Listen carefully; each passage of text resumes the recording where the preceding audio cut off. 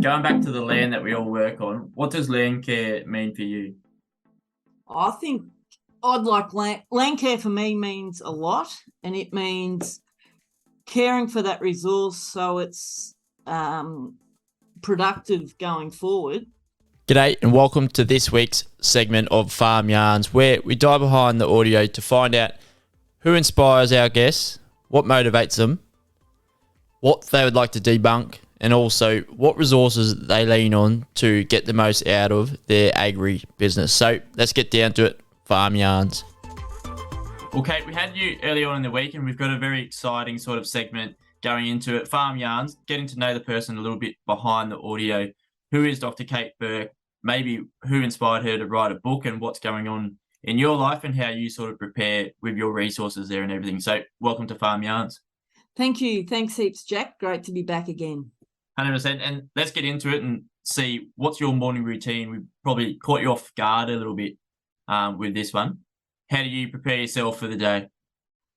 My morning routine's pretty relaxed, actually. I usually wake up and one of these naughty people that has the phone beside my bed, and I use the first hour or half hour to do a bit of research usually. Yep. So I'll sort of check Twitter, check LinkedIn, and quite often I'll come across an interesting article that I'll either store for another time or read quickly and get some inspiration out of that could end up in an article or inform some of the work I do. So I usually start off with that. Then I'll get up, do all the usual morning routine, and then hit the desk or the road. Beauty. Win the morning, win the day. So in 60 seconds, tell me your first memory on a farm. Was it your own farm or a family farm? How did it work out for you and what was it? Yeah, it was the farm I grew up on, and one of my earliest memories is sitting in the ute with mum and dad, an XP Falcon. Yep. And we used to go and feed the sheep. And mum used to bring this old, I think it was an old sort of wine jar from, it was a bit of an antique thing. And it was sort of a cane thing, and she'd turn it upside down and use it as a bongo drum. And we'd sing Knick Knack Paddywhack. Give a dog a bone. Yeah, or 10 green bottles or something as we were driving around feeding the sheep. So that's my first memory. Yeah, I think those first memories on farm for anyone, you're coming from the city or you grew up on the farm, are pretty special ones as well. Yeah. And that song, Knick Knack Paddywhack, a family friend taught that to mum. And then that family friend's daughter sort of taught it to all of us. So it's sort of been one of those generational songs that means a lot more than, I guess, just being a nursery rhyme.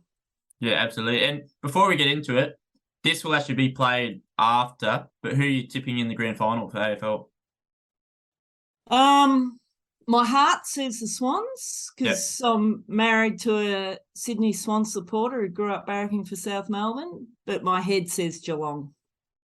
Geelong's the favourites, wouldn't they be? Yeah, absolutely. Yeah.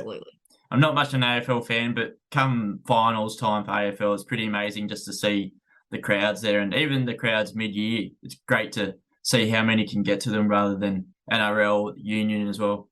Yeah, and so in NRL, who's what's going to happen there, Jack? It'll be Parramatta, Penrith, with Penrith winning in the end. So my poor old Canterbury Bulldogs have another year of stress and pain. Yeah, I think next year we'll be lining up well though with the new coach, and everything. I'm a Chooks man. We got knocked out by the Rabbits, annoyingly. Yeah, and I've sort of half followed the Storm since they've been around. But my rugby league credentials go back to having Andrew Farrer as a second cousin. So I've been following the Bulldogs for a long time since his playing days. Yeah, beauty. Yeah, back in the heyday of the Bulldogs, proper era. Yeah, exactly. For yourself, within professionally or personally, who inspires you? Oh, wow. Lots of people. I guess some of the people that inspire me are our elders. I played golf 2 weeks ago, and Jack, on our longer episode, we were talking about getting the balance right. And one of the things I need to force myself to do sometimes is to knock off and go and play golf. Have half a day off. Sounds terrible. Well, it's hard when you're sort of brought up as a bit of a workaholic. It's actually hard to make yourself do it. Yeah. I played golf with 3 ladies that were all over 80, and each of them and 2 of them were over 85. And, they play golf 2 or 3 times a week still. They've just got such a wealth of experience, and I'm just inspired by older people and think, I've got another 30 years of really active, meaningful, or at least 30 years of really active, meaningful life to live. And that's what inspires me at the moment. And I'm also inspired by youngsters too, and your generation that are coming back to the farm with such a more holistic view of the world, and very compassionate and mindful of other people and mindful of the environment. And I think you've got a better, as a generation, you've probably got, I think you guys are going to be one of the most impactful generations ever. Well, we're seeing some huge change. I think learning from the elders as well, and even learning from what they don't do, like after work, going to go play golf just to keep their shoulders warm. Playing golf at 85 is pretty amazing.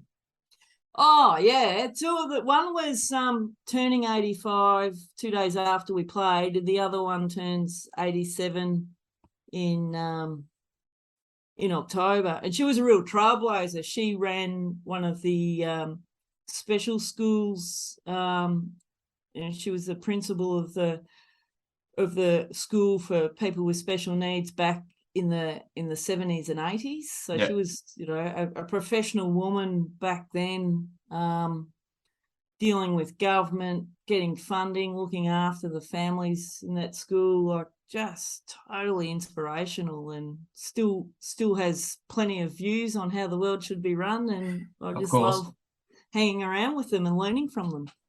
Absolutely. Great stuff. And for yourself, what's a myth you'd like to debunk, maybe around your area of farming? Well,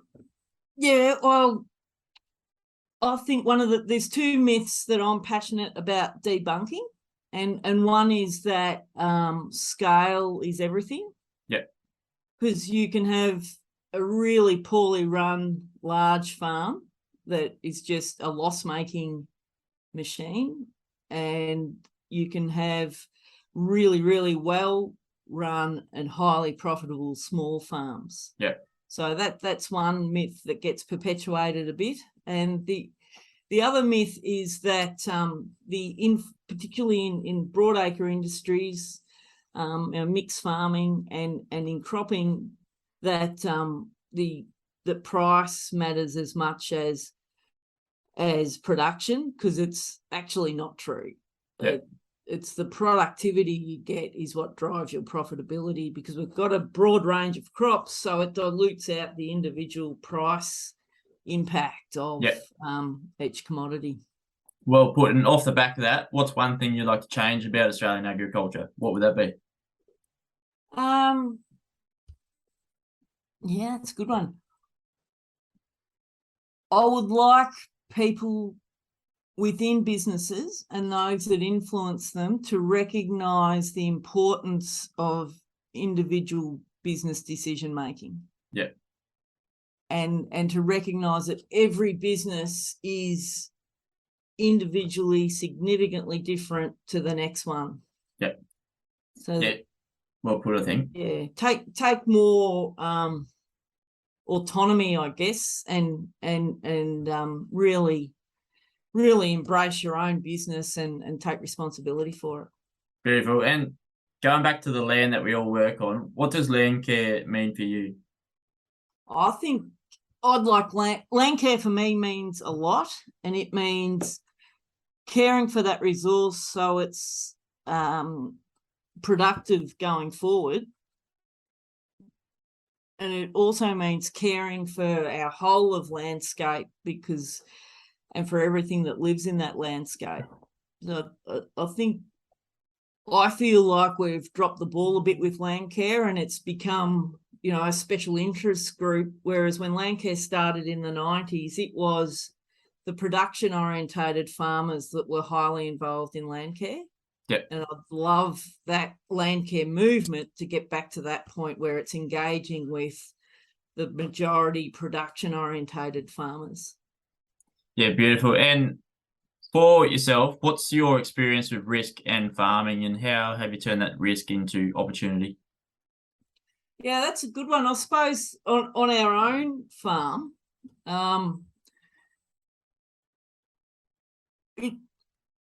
we're in a really highly variable climate, so our yield can be 0 or it can be 5 tonne to the hectare. Yeah. We don't own any gear, so one of my risk management decisions was to engage with a young family that were trying to establish their farming business. Three brothers who came off a very small land base, so Yep. I've partnered with them in a share farming arrangement. Yep. And so we share the risk, and that they get access to more land. I get access to someone to grow my crop. So that's been really good for us. And in terms of my consulting business, Think Agri, I've managed risk by treating it like a farm and having a portfolio of income streams. Yeah. Because I've seen sort of the consultant model of, you might have 50 clients and then you get to a tough year and all of a sudden your income dries up.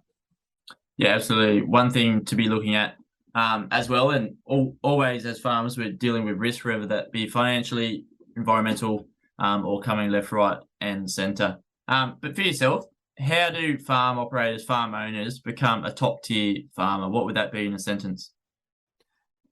In a sentence, it's placing equal emphasis on production, profit, and people. Beautiful. And for yourself, a bit of a tongue twister. If you weren't doing what you're doing, what would you be doing? Yeah, I saw this question on the brief and I've been thinking about it. If I weren't doing what I was doing, what would I be doing?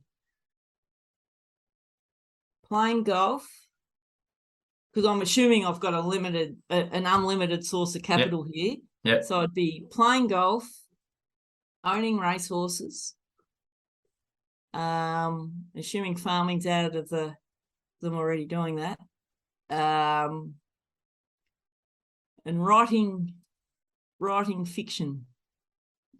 Beautiful. Maybe you might play that. What's that golf course that goes right across Australia? It's the longest one in the world. Oh, we've talked about that actually. Yeah, on the Nullarbor. Yeah. My husband and I were just discussing that the other day, that we'll have to give that a crack. That didn't look that inviting.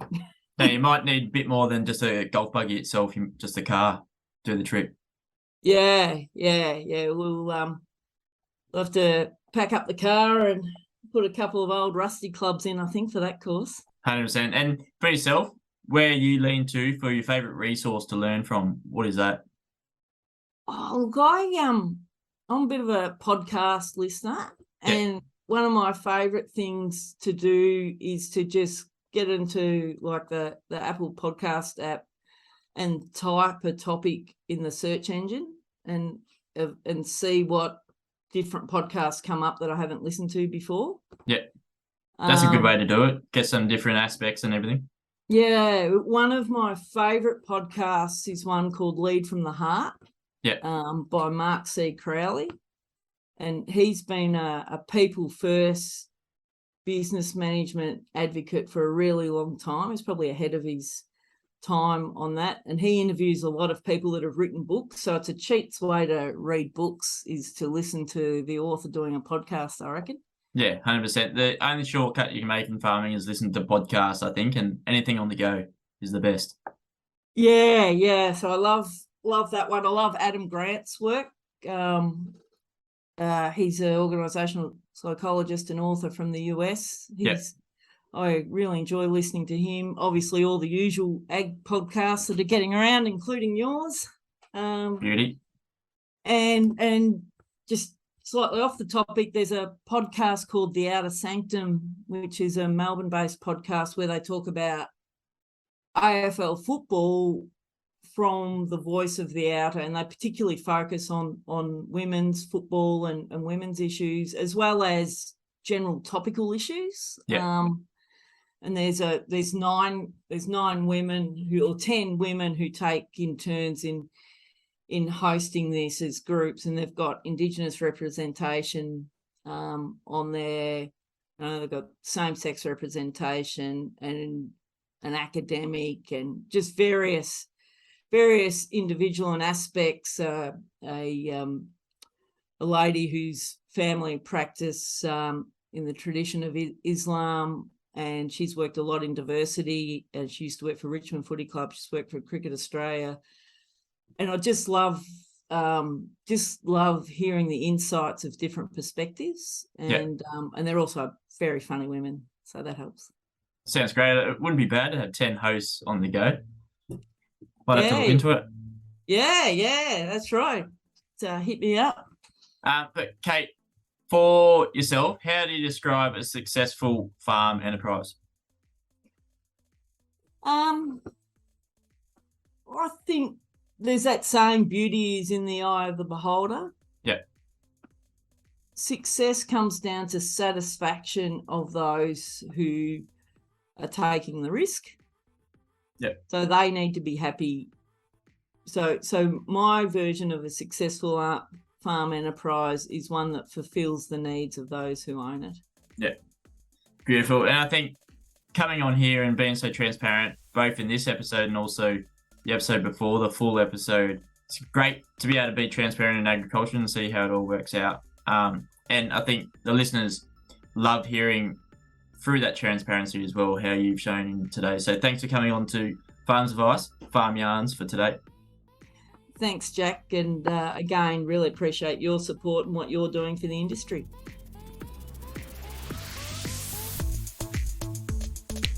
Thank you for tuning in to the Farms Advice podcast. It is produced by Advertise Digital, the agribusiness marketing specialist.